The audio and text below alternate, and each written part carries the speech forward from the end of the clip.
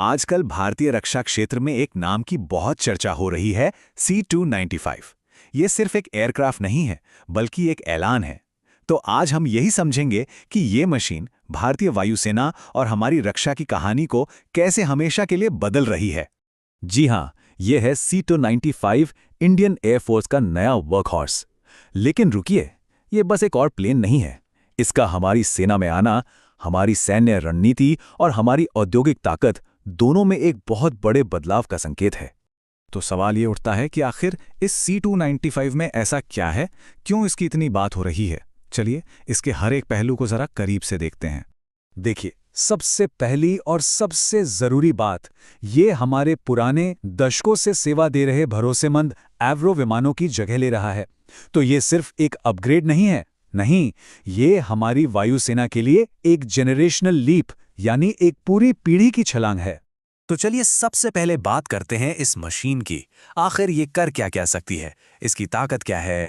जरा सोचिए, एक साथ 71 सैनिक, वो भी पूरे हथियारों के साथ, किसी भी मुश्किल दूर दराज के इलाके में बहुत तेजी से पहुंचाए जा सकते हैं। ये क्षमता किसी भी ऑपरेशन की स्पीड और असर को कई गुना बढ़ा देती है। और इसकी रेंज कमाल की है। ये एक बार में बिना फ्यूल भरे लगातार 11 घंटों तक उड़ सकता है। इसका सीधा मतलब है कि भारत के एक कोने से दूसरे कोने तक का मिशन ये बिना रुके पूरा कर सकता है। ये हमारी पहुंच को जबरदस्त ताकत देता है। ये एक medium lift tactical transport aircraft है। आसान भाषा में कहें तो ये 5 से 10 टन तक का वजन उठा सकता है। अब इसमें सैन्य उपकरण हो, छोटी गाड़ियां हो या फिर राहत सामग्री, ये सब कुछ ले जा सकता है। सही मायनों में एक वर्क हॉर्स।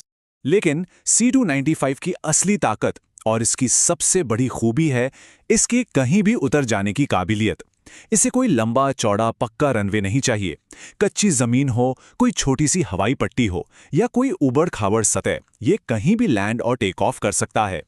यही बात इसे हिमालय की ऊंचाइयों से लेकर हमारे द्वीपों तक कहीं भी ऑपरेशन करने के लिए बेशकीमती बनाती है। अब बात करते हैं इस विमान की काबिलियत से भी बड़ी बात की।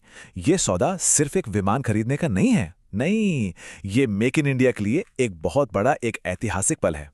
इस मिशन के पीछे दो बड़े नाम हैं।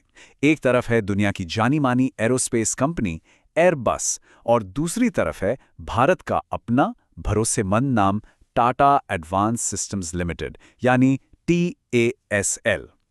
ये ग्लोबल टेक्नोलॉजी और भारतीय मैन्युफैक्चरिंग पावर का एक बेहतरीन कॉम्बिनेशन है। इस पूरे समझौते के तहत भारतीय वायुसेना को कुल 56 C-295 विमान मिलने वाले हैं। ये एक बहुत बड़ी डील है जो हमारी ट्रांसपोर्ट क्षमता को पूरी तरह से बदल कर रख देगी। और यहीं पे ये कहानी सबसे दिलचस्प हो जाती है। इन 56 में से पहले 16 विमान तो सीधे स्पेन से बनकर आएंगे, लेकिन बाकी के जो 40 विमान हैं वो पूरी तरह से भारत में बनेंगे। जी हाँ, मेक इन इंडिया, ये अब तक की सबसे बड़ी सफलताओं में से एक है। और ये सब होगा गुजरात के वडोदरा में।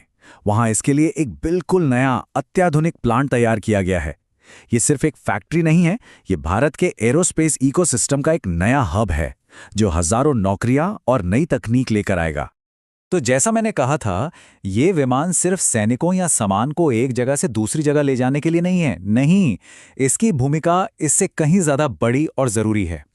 आप इसे हवा में उड़ता एक स्विस आर्मी नाइफ समझ सकते हैं। ये सैनिकों को ले जा सकता है, पैराट्रूपर्स को दुश्मन के इलाके में ड्रॉप कर सकता है, मेडिकल इमरजेंसी में घायल जवानों के लिए फ्लाइंग हॉस्पिटल बन सकता है और बाढ़ या भूकंप जैसी आपदा में लोगों तक राहत भी पहुंचा सकता है। मतलब एक विमान और काम अनेक। अब जरा इसकी सेफ्टी की बात करते हैं। इसमें खास स्वदेशी इलेक्ट्रॉनिक वॉरफेयर सूट लगाया गया है। अब ये क्या है, आसान शब्दों में समझें तो ये एक अदृश्य सुरक्षा कवच है जो इस विमान को दुश्मन के रडार से छुपाता है और मिसाइल जैसे खतरों से इसकी रक्षा करता है।